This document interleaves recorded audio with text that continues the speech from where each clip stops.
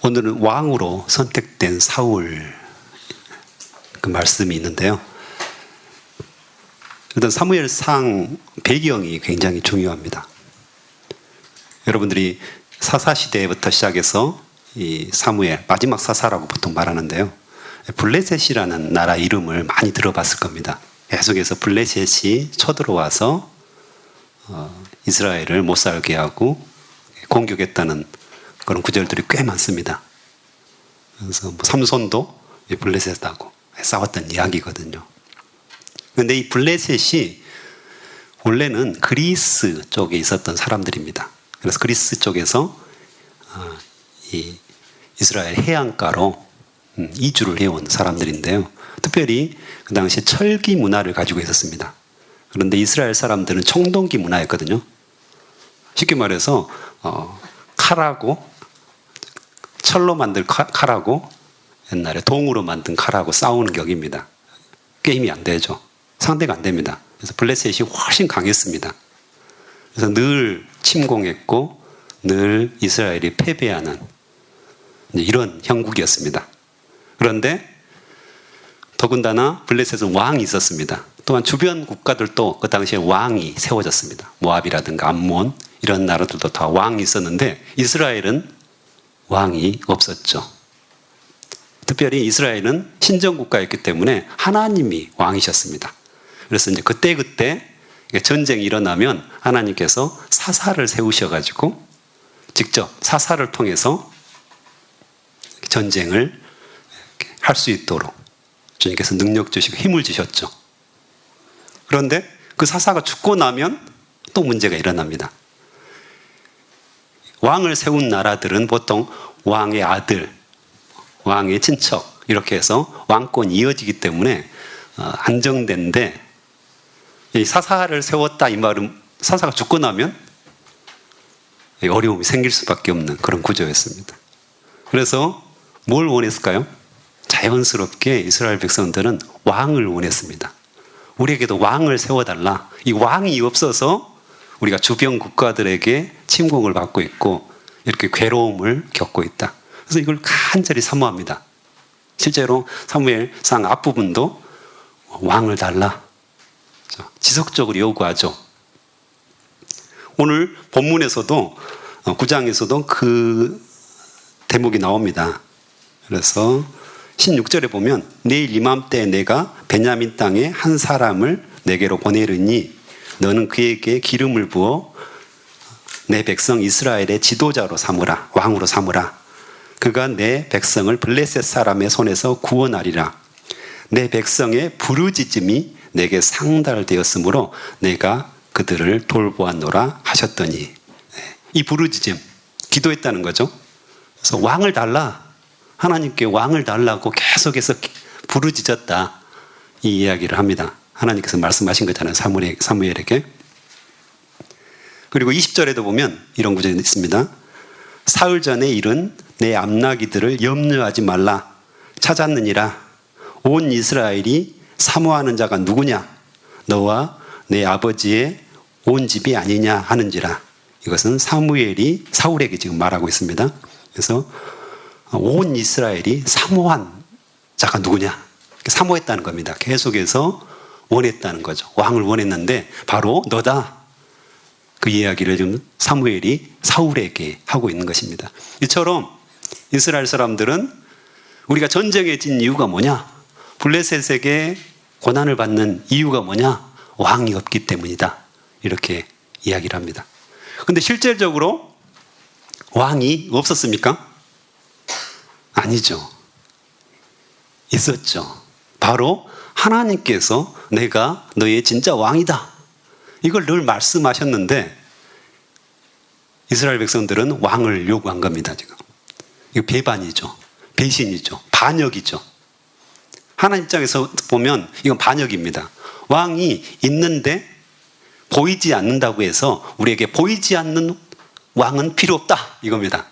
우리에게 보이는 왕을 당장 눈에 보이는 왕을 우리에게 달라. 이걸 요구하고 있는 거죠. 반역이죠. 하나님 입장에서는 굉장히 반역된 행위를 지금 하고 있는 겁니다. 그리고 기도하다가 도움을 못 받을 것 같으면 우상에게 갑니다. 그래서 우상이 우리를 도와줄 거야, 지켜줄 거야 하면서 끊임없이 배반하고 있는 이스라엘 백성들이죠.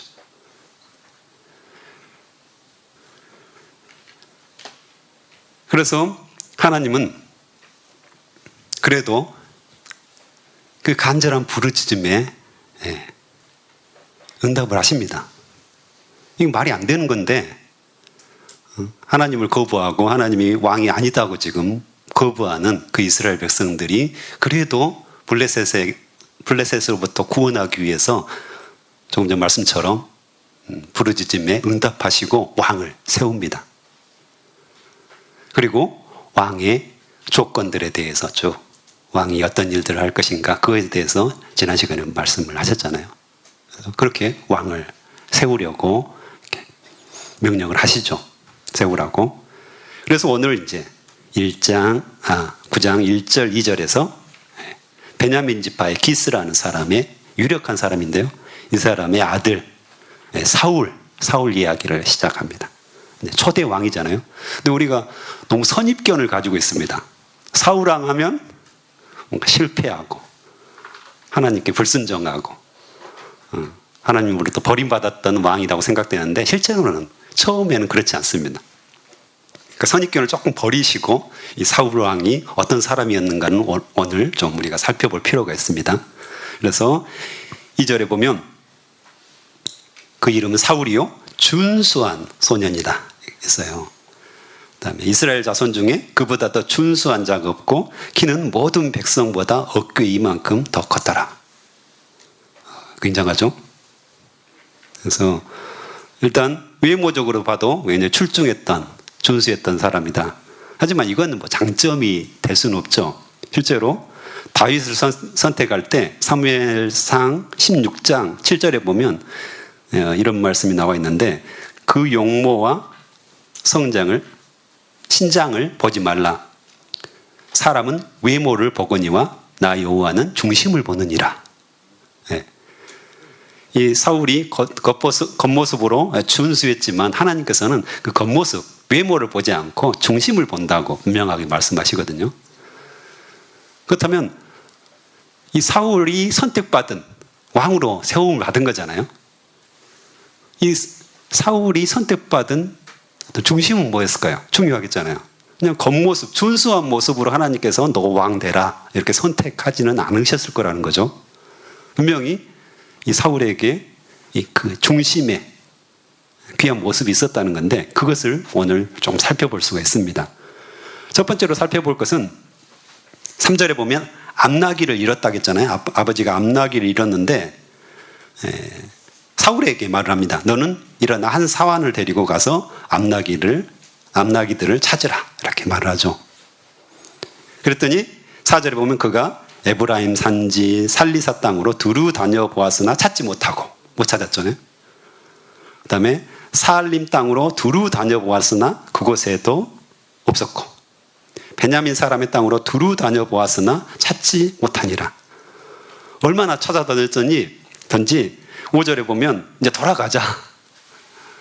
암나기는 보사하고 아버지가 우리들을 걱정할 것이다. 이렇게 굉장히 오랫동안 돌아다니면서 찾았던 것을 알 수가 있습니다. 실패하고 계속해서 돌아다니면서 찾았다는 사실을 우리가 알 수 있습니다. 그냥 보통 집안 같으면 한번 생각해 보세요. 암나기를 잃었어요. 종들이 많아요. 아들한테 안 시켰을 겁니다. 그냥 사환들, 종들한테 돌아다니면서 찾아와라 이랬을 텐데 굳이 이 사울에게 시킵니다. 사울도 반응이 아버지 종들 이렇게 많은데 저까지 가서 그 험한 길을 돌아다니면서 찾을 필요가 있습니까? 이렇게 반응할 수도 있었는데 사울은 순종을 합니다. 아버지 말씀에 그대로 순종하고요. 자기가 안 가도 되는데 종들이 많잖아요. 사환들이 많고. 근데 굳이 아버지 말씀에 그대로 순종하고요. 또 그냥 한번 쭉 돌아보고 대충 없습니다. 이렇게 말할 수도 있는데 아주 성실하게 여러 군데를 찾아다니는 것을 알 수가 있습니다. 성실하게 순종하는 모습이 우리 사울에게 있다는 것을 우리가 알 수가 있습니다. 굉장히 순종의 사람이었고 성실한 사람이었다는 거죠. 하나님께서 이런 자들을 리더로, 지도자로, 왕으로 세운다고 말씀하시는 거죠. 자기 일에 성실하고 또한 순종하는 사람. 기본적인 덕목이잖아요. 우리 교회에서도 리더들이 많이 있죠. 그렇죠? 제자반 리더도 있고요. 교사도 있고요. 여러 직분들이 있는데 결국 하나님께서 원하시는 것은 뭘까요? 순종하는 사람입니다. 또한 맡긴 자에 그것을 맡은 자들에게 구할 것은 충성이잖아요. 성실하게 그것을 하는 사람. 특별히 그 사람이 외모적으로 아니면 여러 가지 뛰어나고 이런 모습들을 바라보기보다는 정말 성실하게 하나님께 순종하는가 이것을 본다는 거죠. 교회 직분도 역시 마찬가지고요. 또한 가정에서도 마찬가지입니다. 가정에서도 우리가 부모로서 리더로 세워지는 거잖아요. 하나님 앞에서 순종하고 또 성실하게 그 부모 역할들을 담당하는 거 굉장히 중요하죠. 나는 우리 자식들에게 뭐 큰 재산들을 물려줄 만한 능력이 없는데요. 이렇게 말씀하시는 분도 있겠어요. 많이 가르치지도 못했는데요. 하지만 우리 그리스도인들에게 가장 큰 유산, 재산은 뭡니까? 기도의 유산을 남기는 거잖아요. 정말 기도하고 본을 보이고 하나님 말씀을 따라서 순종하는 모습을 보여주고 성실하게 말씀을 가르치고 기도해주고 이런 모습들이 우리 자녀들에게 유산이 되는 거죠. 그걸 하나님께서 원하시는 거죠. 큰 돈을 벌어가지고 큰 유산을 남겨주는 거 이걸 하나님께서 원하지 않으신다는 것입니다. 그래서 하나님께서는 우리를 리더로 세우셨고요. 순종하며 성실한 모습으로 주님 앞에 나아가기를 원하십니다. 또 한 가지는 조금 전에 20절에 온 이스라엘이 너를 사모하는 자가 누구냐? 너와 내 아버지의 온 집이 아니냐? 너를 왕으로 세웠다. 이렇게 말씀했을 때 사울이 어떻게 대답했나요? 21절에 보면 사울이 대답하여 이르되 나는 이스라엘 지파의 가장 작은 지파 베냐민 사람이 아니니까 또 나의 가족은 베냐민 지파 모든 가족 중에 가장 미약하지 아니하니까 당신이 어찌하여 내게 이같이 말씀하시나이까 이렇게 말합니다. 당신이 왕으로 세워졌습니다 라고 했을 때 준수했다고 했잖아요. 외모적으로도 출중했고 그러면 나 같으면 그렇지 내가 왕이 될 사람이지 나 정도는 돼야 되지.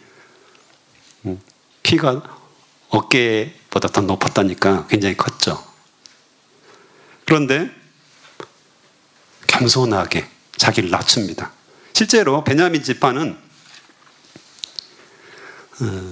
사사기 20장에 보면 레위 첩 사건을 통해서 2만 5천 명이 죽습니다.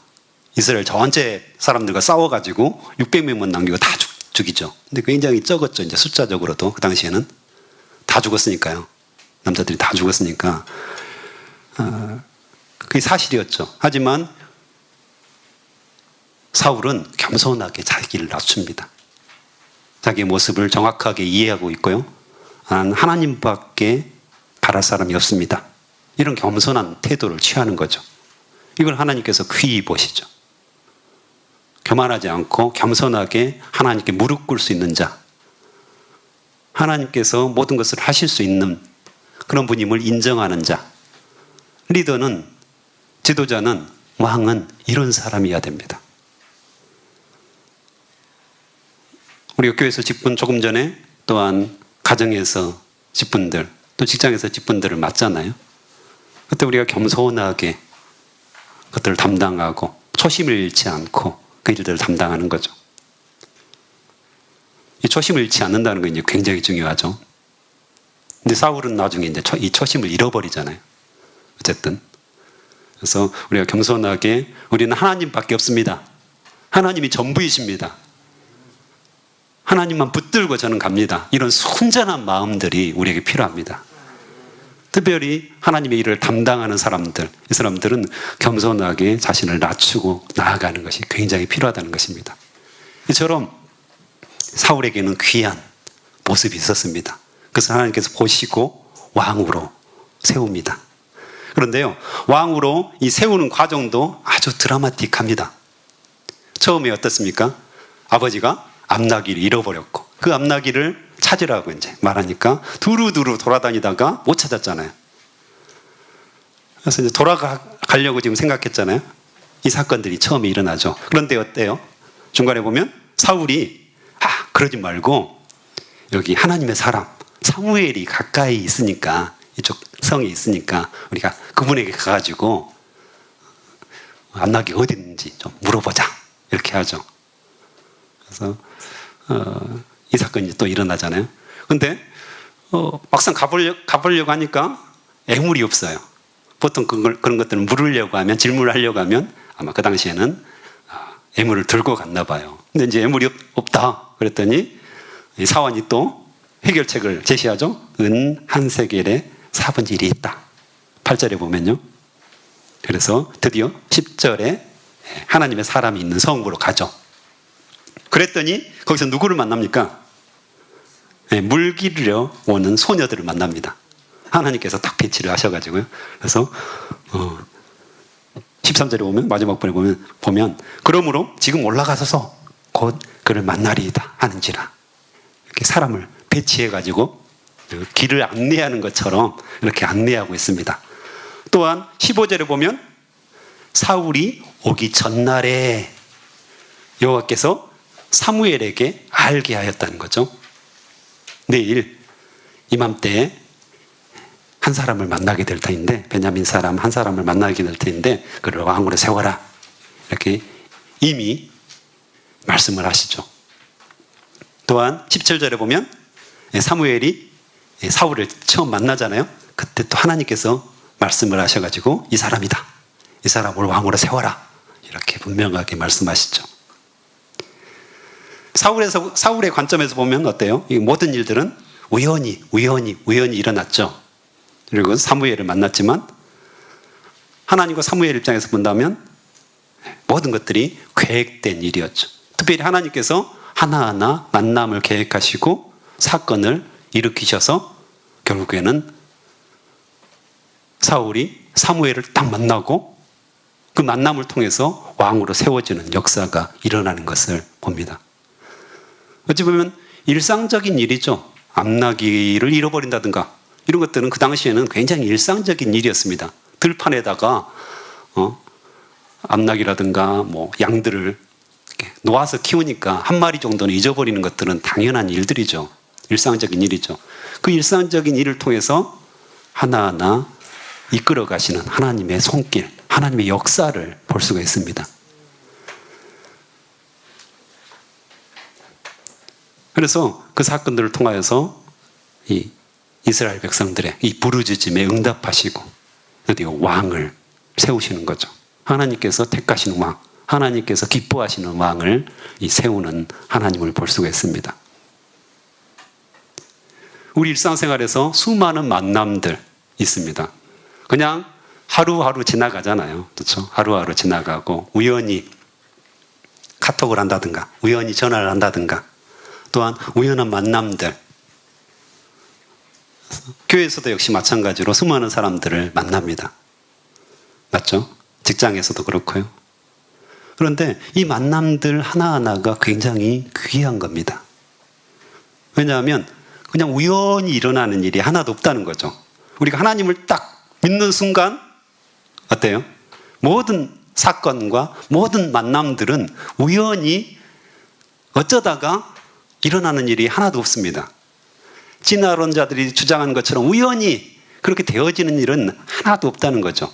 다 하나님께서 계획하시고 창세전부터 계획하셔서 그 사건을 주관하시고 그 만남을 주관하셔서 하나님께서 하시고자 하는 일들을 연속적으로 이어가시고 결론을 내셨고 결과를 내셨다는 것을 우리는 인정해야 됩니다.